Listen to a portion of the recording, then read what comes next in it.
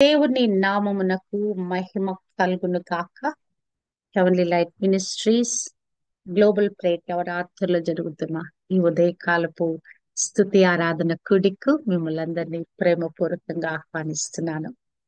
ప్రతి ఉదయము ఇలాగున దేవుని సేవించే గొప్ప భాగ్యము కొరకై దేవాది దేవునికి మహిమ, ఘనత, ప్రభావములు ఆరోపిస్తున్నాను. హల్లెలూయా, హల్లెలూయా. ఈ దినము పరిశుద్ధ దినము. మరి యొక్క ఫిబ్రవరి నెల ఆఖరి పరిశుద్ధ దినంలోకి దేవుడు మనల్ని తోడుకొని వచ్చాడు. ఈ పరిశుద్ధ దినం ఇలాగున ఉదయకాలము దేవుని ఆరాధించుట, అది ఎంతో గొప్ప కృప. మరి దేవుడు మనకిచ్చిన ధన్యత అయి ఉన్నది. హల్లెలూయా. పరిశుద్ధ దినపు ఆదివారపు దినపు ఈ శుభములు, ఆశీర్వాదములు దేవుడు మన మీద, మన కుటుంబాల మీద అనుగ్రహింప చేయను గాక. హల్లెలూయా, హల్లెలూయా. మన డైలీ పోర్షన్ లోకి మనం వస్తే గనక మరి రెండవ రాజుల గ్రంథాన్ని మనము ధ్యానిస్తూ వస్తున్నాము. ఈ రెండవ రాజుల గ్రంథములో 7వ అధ్యాయములో మనం ప్రారంభంలో ఉన్నాము. మరి షోమ్రోను పట్టణంలో గొప్ప కరువు వచ్చినట్లుగా, మరి అదెంతో ఘోరమైన కరువుగా, లేక సిరియా రాజు వచ్చి అనేక దినాలుగా వచ్చి ముట్టడి వేసి ఉన్నాడు. ఎక్కడి నుంచి ఆహారము, గ్రాసము లోపలికి వచ్చే పరిస్థితి లేదు. లోపల వారి యొక్క పట్టణంలో, వారి యొక్క దేశంలో ఉన్నటువంటి ఆ వనరులన్నీ అయిపోయినాయి. ఇక మనుషులు ఇక ఆహారం లేక కరువుతో అల్లాడుతున్న పరిస్థితుల్లో రాజు కూడా గోనెపట్ట కట్టుకొని మరి దేవుని ప్రార్థిస్తా ఉన్నాడు. మరి ఆయన మరి యొక్క ఎలీషా గురించి మాట్లాడతాడు. ఇంత గొప్ప ప్రవక్త మా దేశంలోండి ఇంత క్షామం మేము అనుభవించాలా? ఆ ఎలీషా యొక్క తల తీసేస్తానని ఆయన కోపంతో ఎలీషా దగ్గరికి వచ్చినప్పుడు ఎలీషా చెప్తాడు, రేపటికి మరి ఈ యొక్క గుమ్మము, ఈ యొక్క షోమ్రోను పట్టణపు గుమ్మము యొద్ద ఎవలు మరి ఆ యొక్క అవి గోధుమలు చక్కగా 1 రూపాయికి సన్నని పిండి, గోధుమ పిండి అవన్నీ కూడా అమ్మబడతాయని అతని నోటి వెంట వాగ్దానం వస్తుంది. మరి రాజు దగ్గర ఉన్న అసిస్టెంట్ ఆ మాటలను నమ్మక, యెహోవా ఆకాశపు కిటికీలు తెరిచినా కూడా అది సాధ్యం కాదంటే, ఇప్పుడు ప్రవక్త అంటాడు, నీవు దానిని కన్నులారా చూస్తావు కానీ ఆ పంటను, ఆ యొక్క ఆశీర్వాదాన్ని నువ్వు పొందుకోలేవు అని సెలవిస్తాడు. రెండవ రాజుల గ్రంథము 7వ అధ్యాయం 3వ వచనము. ఇప్పుడు పట్టణపు గుమ్మమునొద్ద 4 కుష్ఠరోగులుండగా వారు ఒకరినొకరు చూచి, మనము చచ్చిపోవు వరకు ఇచ్చట ఎందుకు కూర్చుండవలెను. మరి కుష్ఠరోగులకి మరి యొక్క పట్టణంలోకి ప్రవేశం ఉండదు కదా. వారు ఊరు బయట వెలుపల ఉండాలి. వారు మరి ఇప్పుడు పట్టణము వెలుపటున్నారు. మరి వారికి ఆహారము, మరి లోపల ఉన్న వారికి ఆహారం అంటే వాళ్ళకి ఏదో భిక్ష రూపంలోనో ఏదో సహాయ రూపంలో వాళ్ళకి కూడా ఆహారం అందేది. ఇప్పుడు వాళ్ళు కూడా కుష్ఠరోగులైన వారికి కూడా ఆహారం అందన పరిస్థితి. వారు కూడా కరువుతూ చచ్చిపోయే పరిస్థితిలో ఉన్నారు. ఇప్పుడు వారిలో వారు మాట్లాడుకుంటున్నారు. మరి ఒకరినొకరు చూచుకుని 4 ఉన్నారట. మనము చనిపోవు వరకు ఇచ్చట ఎందుకు కూర్చుండవలెను. పట్టణంలోనికి పోదుము అనుకుంటే మా పట్టణమందున్న క్షామము పట్టణమునందు క్షామమున్నందున అచ్చట చచ్చిపోదము. ఇచ్చట ఈ ఊరకు కూర్చున్నాను, ఇచ్చట కూడా చనిపోదము. పదండి, సిరియనుల దండుపేటలోనికి పోదము రండి. వారు మనలను బ్రతుకునిచ్చినా బ్రతుకుదము, చంపిన ఎడల చనిపోదము. ఏదో ఒక విధంగా చనిపోయే వారం కదా అని వారిలో వారు మాట్లాడుకుంటున్నారు. అండ్ ఇది స్టడీ చేస్తున్నప్పుడు మరి ఒక దైవజనుడు రాస్తాడు, ఈ నలుగురట, ఒకళ్ళేమో గెహాజీ అంట, మరి ముగ్గురులేమో ఆయన కుమారులట. గెహాజీకి మరి శాశ్వత కాలం కుష్టు వస్తుందని శాపం పొందుకున్నాడు కదా. మరి అట్టి విధంగా మరి అతను ముగ్గురు కుమారులట. వాళ్ళు ఏమనుకున్నారంటే, ఇక్కడ కూర్చున్నా చనిపోతాము, పట్టణంలోకి వెళ్ళటానికి మనకు ప్రవేశం లేదు కనుక సిరియనుల దండులోకి పోదాము, అక్కడ వాళ్ళు ఏదైనా కనికరించి మనకి ఏదైనా పెడితే తిందాము, లేకుంటే వాళ్ళు మరి సంబంధించిన రాజ్యానికి సంబంధించిన వారం కనుక వారిని మనం చంపేసినా పర్వాలేదు, అక్కడికి పోదామని వాళ్ళు బయలుదేరారు. సంధ్య చీకటి యందు సిరియన్ల దండుపేటలోనికి పోవాలని లేచి మరి వారి దండు వెలుపలి భాగము యొద్దకు రాగా ముచ్చట ఎవరునూ కనపడకపోయేది. అక్కడికి వెళితే చాలా గుడారాలు ఉన్నాయి, విస్తారమైన సైన్యం వచ్చారు. వారు చాలా లెక్కింపలేనన్ని గుడారాలు ఉన్నాయి, కానీ ఒక్క మనిషి యొక్క చప్పుడు కూడా అక్కడ లేదట. యెహోవా రథముల ధ్వనియు, గుర్రముల ధ్వనియు, గొప్ప సమూహపు ధ్వనియు సిరియనుల దండునకు వినబడినట్లు చేయగా, వారు మన మీదికి వచ్చుటకై ఇశ్రాయేలు రాజు హిత్తీల రాజుకును ఐగుప్తీల రాజులకును బత్తెమిచ్చి ఉన్నాడని సిరియనులు ఒకరితో ఒకరు చెప్పుకొని లేచి తమ గుడారములలోనైనను, గుర్రములలోనైనను, గాడిదలోనైనను, దండుపేటలోనున్న వాటిలోనైనను ఏమియు తీసుకొనకయే తమ ప్రాణములు రక్షించుకొనుట చాలుననుకుని సందె చీకటిని ఉన్నది ఉన్నట్లుగా పేట విడిచి పారిపోయి ఉండిరి. హల్లెలూయా! దేవుని కార్యము చూడండి. ప్రవక్త నోటి వెంట ఒక మాట వెలువడింది. దేవుడు కార్యము చేసి ఉన్నాడు. సందె చీకటి సమయంలో ఆ గొప్ప ధ్వనులు వినపడినాయి అంట వారికి. గొప్ప రథముల ధ్వనులు మరి అవన్నీ వినపడినప్పుడు గుర్రముల ధ్వని, రథముల ధ్వని, గొప్ప సమూహపు ధ్వని వారికి వినపడిందంట. అబ్బా, మన దేవుడు ఎంత శక్తిమంతుడండి! ఆయన స్ట్రాటజీస్ ఎంత అద్భుతంగా ఉంటాయి, ఎంత అగమ్యంగా ఉంటాయి. మరి నిజంగా ఆ సౌండ్, ఇప్పుడు మనకు గాలి శబ్దము కొన్నిసార్లు హోరుమని శబ్దం వస్తుంది కదా, మరి అట్లా వినపడిందా? పెద్ద పెద్ద మరి యుద్ధం జరిగినప్పుడు ఆ పెద్ద పెద్ద సౌండ్స్ వాళ్ళకి వినపడినాయా? వాడి చెవుల్లో వారికి ధ్వనించినయా? ఆ సౌండ్స్ అన్ని పెద్దగా వినపడినాయో తెలియదు, కానీ వారికైతే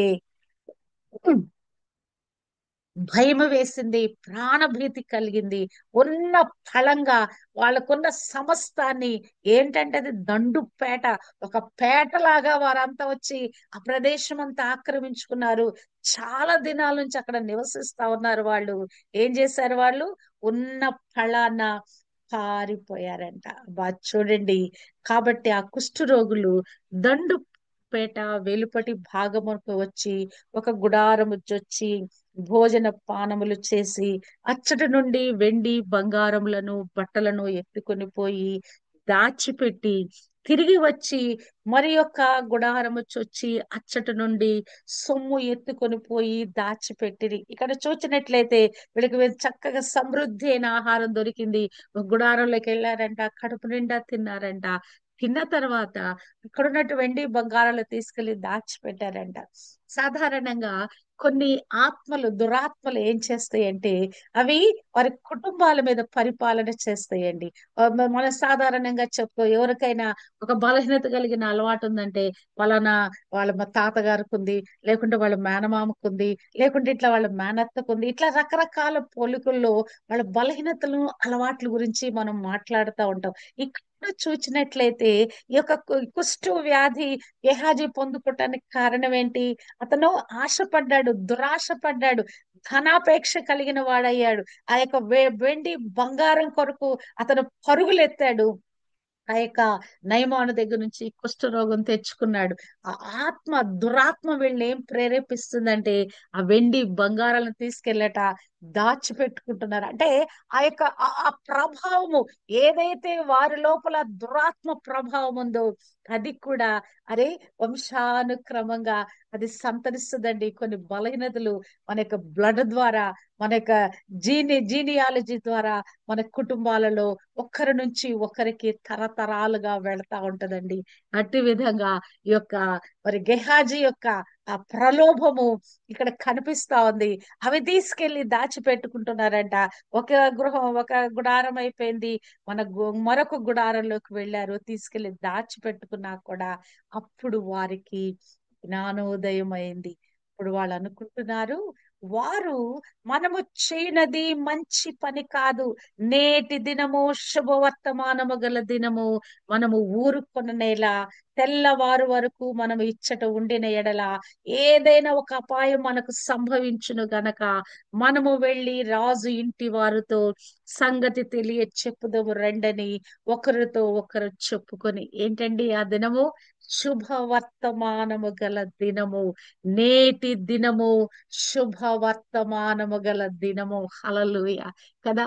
అద్భుతకరుడైన దేవుడు, ఆశ్చర్యకరుడైన దేవుడు, చీకటిలో వెలుగు పుట్టించే దేవుడు, లేని వాటిని ఉన్నట్టుగా పిలుచువాడు, శూన్యములో సృష్టి చేయు దేవుడు, అడిగి ఊహించు వాటికంటే అత్యధికమైన శక్తి గల కార్యాలు చేయగలిగిన దేవుడు ఇక్కడ ఒక అద్భుత కార్యం చేశాడండి. ఆ సంధ్య చీకటి వేళ, ఆ సాయంకాల సమయంలో వారికి ఆ యొక్క సిరియనుల దండుపేటలో ఉన్న వారికి ఆ యొక్క రథ గుర్రాల విస్తార సైన్యముల యొక్క ఆ యొక్క శబ్దానికి వారు పారిపోయారు కదా.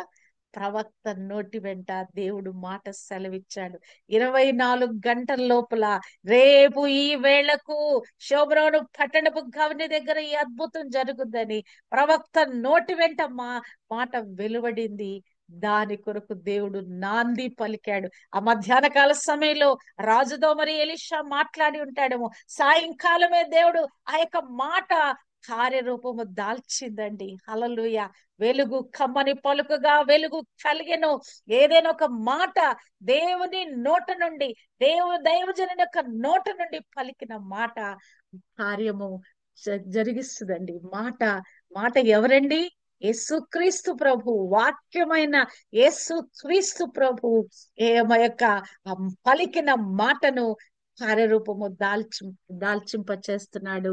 ఇక్కడ చూడండి, నేటి దినము శుభవర్తమానము గల దినము. హల్లెలూయా. నీవు కూడా మరి ఏదైనా సమస్య గుండా వెళుతున్నావా? ఎటువంటి ఘోరమైన విపత్తులో ఉన్నావా? కరువే రావాలని లేదండి. కొన్ని కఠినమైన జటిలమైన సమస్యలు మన జీవితాన్ని చాలా వేధిస్తా ఉంటాయి. కానీ మరి దేవుడు అద్భుత రీతిలో మరి ఇటువంటి 24 గంటల అద్భుతం, నేను దీన్ని 24 hours మిరకల్ అని పెట్టుకున్నాను ఈ పేరు. నేను ప్రేయర్ చేసినప్పుడల్లా, ప్రభువా ఆ 24 hours మిరకల్ మా జీవితంలో కూడా చేయొచ్చు కదా ప్రభు అని నేను దేవుని వేడుకుంటా ఉంటాను కదా. 24 గంటల అద్భుతం ఇది. 24 గంటల్లో ఇదిగో రేపటి ఈ సమయము కంటే ఈ యొక్క రోజు గడిచిపోయి మరొక రోజు, 24 గంటలు గడిచిపోయి మరొక రోజు ప్రవేశించేంత వరకు ఒక అద్భుతం జరుగుద్దంటే అది శుభవర్తమానము గల దినము. ఆ రోజు దాటిపోలేదు ఇంకా. నేటి దినము, ఈ రోజు ప్రవక్త నోటి వెంట మాట వచ్చింది. ఈ రోజు శుభవర్తమానము గల దినమని ఆ శుభ సమాచారాన్ని వాళ్ళు తీసుకుని వెళ్ళి పట్టణపు ద్వారపాలకును పిలిచి ఈ విషయాలన్నీ చెప్తున్నారు. వారికి ఆ ద్వారపాలకుడు తప్ప ఇంకా వేరే వాళ్ళతో యాక్సెస్ ఉండదు. ఏది కావాలన్నా, వారికి ఆహారం కావాలన్నా, ఏది కావాలన్నా అతని దగ్గరికే వెళ్ళి చెప్పాలి గనక, మరి ఆ యొక్క గేట్ మ్యాన్ కి, వాచ్మ్యాన్ కి చెప్తే గనక అప్పుడు ఇవన్నీ ఉన్నాయి. అక్కడ ఒక మనిషి అలికిడి లేదు. అక్కడ ఉన్నాయన్నీ చెప్పినప్పుడు అతను లోపల ఉన్న రాజు ఇంటి వారితో ఆ సమాచారము తెలియ చెప్పగా, ఇక్కడ నుంచి కబురు పెట్టిన మరి ఈ కబురు ద్వారపాలకునికి వచ్చింది. ద్వారపాలక నుంచి రాజు ఇంటిలోకి సమాచారం వచ్చినప్పుడు మరి ఇక్కడ రాజు అంటున్నాడు, మనం ఆకలితో ఉన్నాము కనుక వారు మనల్ని సజీవులుగా పట్టుకోవటానికి ఇట్టి విధంగా ఎక్కడో దాక్కొని మన మీద ఇట్టి విధంగా వీరు ట్రిక్ చేస్తున్నారు. మనల్ని సజీవులుగా పట్టుకొని మనం ఆహారం కొరకు మరి చాలా మరి మరి ఎంతో ఇబ్బంది పడుతున్నాం గనక మన మీద ట్రిక్ చేస్తున్నాడని రాజు అంటే 13వ వచనము. అప్పుడు అతని సేవకులలో ఒకడు ఈలాగు మనవి చేసెను, ఇంతకు ముందు ఇశ్రాయేలు వారలలో బహుమంది మనుషులు లయమైపోయిరి కదా, ఇక 5గురు లయమైపోవట అబ్బురమా? నీకు అనుకూలమైన ఎడల పట్టణమందు మిగిలి ఉన్న రౌతులలో 5గురిని తీసుకొని పోనిమ్ము, మనము వారిని పంపి చూచెదమని చెప్పారు. నిజంగానే మన యొక్క ఈ చరిత్రలు మనం చదువుతున్నప్పుడు ఇక్కడ ఎవరో ఒక వివేకం కలిగిన వ్యక్తి ఉంటున్నాడండి. అతను పనివాడో, ఇతని సేవకుడో, మరి ఇంకా ఏ స్టేటస్ లో ఉన్నా కూడా రాజు దగ్గర సలహా చెప్పే వ్యక్తులు మరి ఉంటున్నారు. వారు ఏదో ఒక వారి యొక్క వారి హృదయంలో వారు దేవుడు పెట్టిన జ్ఞానంతో ఏదో ఒక సలహా ఇస్తున్నారు. రాజులు కూడా ఆ మాటలు వింటున్నారు కదా. ఇక్కడ ఒకడు సలహా ఇస్తా ఉన్నాడు. మరి ఇశ్రాయేలులో అనేక మంది లయమైపోయారు, ఒక 5గురు లయమైపోవటం అదేమన్నా అబ్బురమా, అదేమన్నా ఆశ్చర్యకార్యమా? యుద్ధానికి వెళితే అనేక మంది చనిపోతూనే ఉంటారు. కాబట్టి ఒక 5గురిని పంపించి చూద్దాము, ట్రైల్ వేద్దాము, అక్కడ పంపించి చూద్దాము, అది నిజమా కాదా, అది వాస్తవమా కాదా, దాన్ని మనం కనుగొందామని ఒకటి సలహా ఇస్తే మనము వారిని పంపించుచెదమని చెప్పెను. వారు జోడు రథములను వాటి గుర్రములను తీసుకొనగా సిరియనుల సైన్యము వెనకపోయి చూచి రండని రాజు వారికి సెలవిచ్చి పంపెను. కాబట్టి వారు వారి వెనక యోర్దాను నది వరకు పోయి సిరియనులు తొందరగా పోవచ్చు పోయినంత లెక్క పారవేసిన వస్త్రములను సామానులను చూచి ఆ దూతలు తిరిగి వచ్చి రాజుతో సంగతి తెలియ చెప్పగా. హల్లెలూయా. ఇక్కడికి వీళ్ళు ఆ దండుపేట దాకా వెళ్ళారు, అక్కడ నుంచి కొంచెం ముందుకు వెళ్ళారు, ఆ యోర్దాను నది ఆ యొక్క తీరం వరకు వెళ్ళారు. అక్కడికి వెళ్ళి చూస్తే సిరియనులు పారిపోతూ ఆ ప్రాణ భీతి చేత ఆ ప్రాణాలు అరచేతిలో పెట్టుకుని వారు పారిపోతూ అట వాళ్ళ ఒంటి మీద ఉన్న వస్త్రాలు కూడా పారవేసుకుంటూ పరిగెత్తి వెళ్ళిపోయారంట. ఇంకంతే కాదు, ఇంకా వారి ఒంటి మీద ఇంకా ఏమి ఉన్నాయో అవన్నీ కూడా పారవేసుకుంటూ వెళ్ళిపోయారంట. వారు ఆ సామానులు ఆ వస్త్రాలు అవన్నీ చూచి వచ్చి ఆ దూతలు రాజుతో సమాచారం చెప్పినప్పుడు జనులు బయలుదేరి సిరియనుల దండుపేటను దోచుకొనిరి. కాబట్టి యెహోవా మాట చొప్పున రూపాయి ఒకటింటికి ఒక మానిక సన్నని పిండియు మరి 2 మానికల యవలును అమ్మబడెను. హల్లెలూయా, హల్లెలూయా. దేవుని నోట నుండి మాట సెలవిస్తే చాలండి. ఇదంతా ఎప్పుడు జరిగింది? ఈ రాత్రి కాలంలో వీళ్ళు వెళ్ళారు. ఎవరు? ఈ యొక్క సైనికులు అవన్నీ పరిశీలించటానికి మరి యొక్క పట్టణం దాటుకొని అసిరియన్ల దండుపేట దాటుకొని అవన్నీ కూడా చూసి రావటానికి ఆ మధ్యరాత్రి వేళ ఇది సాయంకాలము మరి ఈ యొక్క సంద చీకట్లో వీళ్ళు మరి ఈ విషయం తెలుసుకున్నారు. అక్కడికి వెళ్ళి భోజనం చేశారు, కొంతసేపు తీరిగ్గా విశ్రాంతిగా అక్కడ ఉన్నారు, వాటిని తీసుకెళ్లి దాచిపెట్టుకున్నారు. దాదాపు ఆ సమయానికి 10-12 గంటలు అయిపోయి ఉంటది. అక్కడి నుంచి వారికి ఆలోచన కలిగింది. మరి ఆ వర్తమానము ద్వారపాలకుల దగ్గరకు వచ్చింది. ద్వారపాలకులు వెళ్ళి సమాచారం లోపలికి అందించడం, వాళ్ళంతా సమాలోచన చేయటం, అదంతా కూడా మిడ్ నైట్ 3 గంటలు 4 గంటలు అయి ఉంటది. మరి వీళ్ళు తెల్లవారుజామున మరి యొక్క సైనికులు వెళ్ళి ఉంటారు. వాళ్ళు వెళ్ళి చూడటానికి కూడా ఒక 3-4 గంటలు పెట్టుంటది కదా. తిరిగి ఎలీషా చెప్పిన సమయానికి అక్కడ ఈ శుభ సమాచారము ఆ దేశమంతటా వ్యాపించగా జనులట ఇక బయలుదేరి వెళ్ళారట. సిరియనుల దండు పేటను దోచుకొనిరి. కాబట్టి యెహోవా మాట చొప్పున, ఇది ప్రవక్త నోటి వెంట వచ్చిన మాట, ప్రవక్త మాట కాదండి. ప్రవక్త హృదయములో దేవుడు పెట్టిన మాట, ప్రవక్త నోటిలో దేవుని వాక్కుగా అది బయటికి వచ్చింది. హల్లెలూయా. అందుకే మన నోటి మాటలు దేవుని మాటలుగా, ఆ శక్తి కలిగిన మాటలుగా, ఆశీర్వాదపు మాటలుగా, దీవెన కొరకైన మాటలుగా, క్షేమము క్షేమాభివృద్ధి కలిగే మాటలుగా మన నోటి వెంట పలికినప్పుడు ఆశీర్వాదాలు ఇట్టి విధంగా దేవుడు అనుగ్రహింప చేస్తాడు. దైవజనుని నోట ఎల్లప్పుడూ కూడా పాజిటివ్ మాటలే. దైవజనుని నోటి వెంటే కాదండి, క్రైస్తవుని నోటి వెంట ఆశీర్వాదపు పాజిటివ్ మాటలు తప్ప నెగిటివ్ మాటలు అనేది రాకూడదండి. నోటికి నెగిటివ్ మాట వస్తుందా, నోటిని మనం మన బంద్ చేసుకోవాలి. దాన్ని ఖచ్చితంగా మన పెదవులను మనం పట్టుకోవాలండి. ఆ నోటిలోండి ఆ మాట, ఆ నెగిటివ్ మాటలు రాకుండా మనం జాగ్రత్త పడాలి. మన నాలుకను మనము బిగబట్టుకోవాలి. ఇక్కడ చూడండి, ప్రవక్త నోటి వెంట మాట, యెహోవా మాట చొప్పున మరి ఈ అద్భుతం జరిగింది. 24/7 24 అవర్స్ మరి యొక్క అద్భుతాన్ని దేవుడు జరిగిస్తా ఉన్నాడు.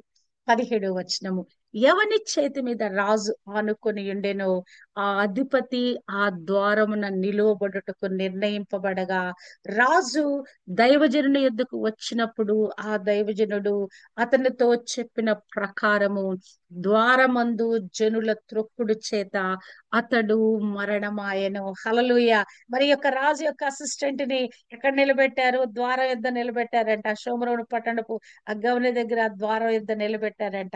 అతను వచ్చే వచ్చేవారిని పోయేవారిని పర్యవేక్షించడానికి. కానీ జనులు మరి యొక్క ఆకలితో ఉన్నారు, మరి వారికి శుభ సమాచారం అందింది. అందరూ కూడా ఇక ప్రవాహంగా పరుగులెత్తి వెళ్తా ఉన్నారు కదా. వారు మరి అతని యొద్దకు వచ్చి ద్వారమందు జనుల త్రొక్కుడు చేత అతడు మరణమాయెను. అబ్బా చూడండి, అద్భుతం జరిగింది. యెహోవా నోటి మాట చొప్పున పలకబడిన మాట అద్భుతం, ఆ కార్యరూపము దాల్చింది. కానీ ఏదైతే అవిశ్వాసపు అనుమానపు మాటలు పలికాడో ఆ యొక్క అధిపతి, అతను అక్కడ త్రొక్కుడు చేత మరణమయ్యాడు. హల్లెలూయా. యెహోవా ఆకాశమందు కిటికీలు తెరిచినను అది సాధ్యపరచబడదని అతను ఒక స్టేట్మెంట్ ఇచ్చాడు. చాలా సార్లు మనకి ఈ వాక్కు ప్రకటించబడినప్పుడు, ఈ విశ్వాసపు వాక్కులు ప్రకటించబడినప్పుడు, ఈ బైబిల్ గ్రంథంలోని అద్భుత ఆశ్చర్య కార్యాల గురించి ప్రకటించబడినప్పుడు చాలా మంది ఇదే విధంగా హేళనగా మాట్లాడటం, తృణీకరించి మాట్లాడటం, మరి ఆ వాక్కుని అర్థం చేసుకోకుండా మాట్లాడటం కదా. మరి ఇట్టి విధంగా మరి అవిశ్వాస మాటలు పలికినప్పుడు అది వారికి ఎంత కీడుకరంగా మారుద్దో చూడండి. యెహోవా ఆకాశమందు కిటికీలు తెరిచినను ఇది సంభవిస్తుందా అంటే, దేవుడు కిటికీలు తెరిచినట్లుగా ఆ సమృద్ధి అయిన ఆహారాన్ని షోమ్రోను పట్టణ వాసులకి అనుగ్రహింపచేశాడు. నీ నా జీవితంలో కూడా ఇట్టి విధంగా దేవుని యొక్క వాగ్దానాలను మనము నమ్మగలిగామా? మరి ఆ దేవుడు ఈ ఈ యొక్క దేవుని ద్వారా ఈ అద్భుతాలు మనం పొందుకుంటామండి. ఒకటి, పలకబడిన మాటను మనము తీసుకున్నట, ఈ బైబిల్ గ్రంథం అంతట్లో రాయబడిన జీవవాక్కులను మనము తీసుకున్నట, ఇదిగో ఇలాగున ఫలానా అద్భుతం జరిగింది, ఫలానా అద్భుతం జరిగిందని. మరి పాత నిబంధన గ్రంథంలో అనేకమైన అద్భుతాలు ఉన్నాయి, నూతన నిబంధన గ్రంథంలో కూడా అనేకమైన అద్భుతాలు ఉన్నాయి. మరి క్రీస్తు ప్రభు గురించి రాయబడిన మాట యోహాను సువార్తలో ఆ మాట ఎంతో అద్భుతంగా ఉంటది. ఆయన చేసిన కార్యాలు వివరించటానికి, ఒకవేళ వివరించడం మొదలు పెట్టామా, మరి మరి ఆ జరిగిన అద్భుతాలన్నిటినీ లిఖించడం మొదలు పెట్టామా, మొదలు పెడితే వాటిని రాయటానికి, రాసినటువంటి ఆ పుస్తకాలు ఉంచటానికి ఇక భూలోకంలో ఉన్నాడు, ఈ భూమి మొత్తం సరిపోదట. మరి నిజంగా ఆయన మరి అవన్నీ ఈ గ్రంథమందు రాయబడి ఉండలేదు. 20వ అధ్యాయము 30వ వచనము యోహాను సువార్త. మరియు అనేకమైన ఇతర సూచక క్రియలను యేసు తన శిష్యులు ఎదుట చేసెను. అవి ఈ గ్రంథమందు రాయబడి ఉండలేదు, ఈ గ్రంథంలో రాయలేదు. గాని ఇవన్నీ కూడా, ఈ రాయబడినటువంటి విషయాలన్నీ కూడా మరి కొన్ని కొన్ని విషయాలే మన కొరకు మరి రాయబడి ఉన్నాయి. కానీ ఆ చేసిన కార్యాలు, ప్రభు చేసిన కార్యాలన్నీ కూడా రాస్తే గనక ఈ భూలోకంలో పెట్టటానికి, పుస్తకాలు పెట్టటానికి ఆ స్థలము సరిపోదట. అట్టి విధంగా మరి దేవుడు తన నోటి వెంట విడుదల చేసే ఆ మాట ద్వారా అద్భుతాలు, ఆశ్చర్యాలు, మహత్కార్యాలు, సూచక్రియలు జరుగుతాయండి. కనుక నీవు నేను నమ్ముదాం, దేవుని మాటను నమ్ముదాం, రాయబడిన జీవవాక్కును నమ్ముదాం. ఇంకా దేని మీద మనం గురి పెట్టుకోవద్దండి. ఆ వాక్యం ఎలా రాయబడిందా, ఆ వాక్యమే యేసుక్రీస్తు ప్రభు. మనం ఎవరు నమ్ముతున్నాం? యేసుక్రీస్తు ప్రభు నమ్ముతున్నాం. అంటే రాయబడిన ఆయన ఎలా నమ్ముతున్నాము? రాయబడిన వాక్కు రూపంలో ఉన్న ఆయన మనం నమ్ముదాము. ఇటువంటి అద్భుతాలు మనం పొందుకున్నాం కదా. మరి దేవుని నోటి వెంట వచ్చిన మాట మరి అతను కన్నులారా చూచాడు. అక్కడ ఎలీషా ఏం పలికాడు? ఓకే, నువ్వు అన్నావు కదా, నువ్వు కన్నులారా చూస్తావు ఈ అద్భుతాన్ని, కానీ దాన్ని నీవు అనుభవించు అని చెప్పాడు. కనుక ఆ మాట ప్రకారము అతనికి సంభవించెను. హల్లెలూయా. దేవునికి మహిమ కలుగును గాక. నీ నా జీవితాల మీద ఏ మాటలు పలకబడినాయో, అది ఆశీర్వాద రూపంలో పలకబడినయా, లేకుంటే వాగ్దానాల రూపంలో పలకబడినయా, అవి నిశ్చయముగా మరి 1 కొరింథీ మరి 20వ వచనంలో రాయబడిన ప్రకారంగా యేసు క్రీస్తులో పలకబడిన ప్రతి వాగ్దానములు ఎన్ని అయినను అవన్నీ కూడా క్రీస్తులు అవును, ఆమెనన్నట్లుగా ఉన్నవి. హల్లెలూయా. అట్టి విధంగా మన జీవితాల మీద పలకబడిన ప్రతి మాట, ప్రతి ప్రవచనము, ప్రతి ఆశీర్వాదం పలుకును దేవుడు మరి అవును ఆమన్నట్లుగా చేస్తున్నాడు.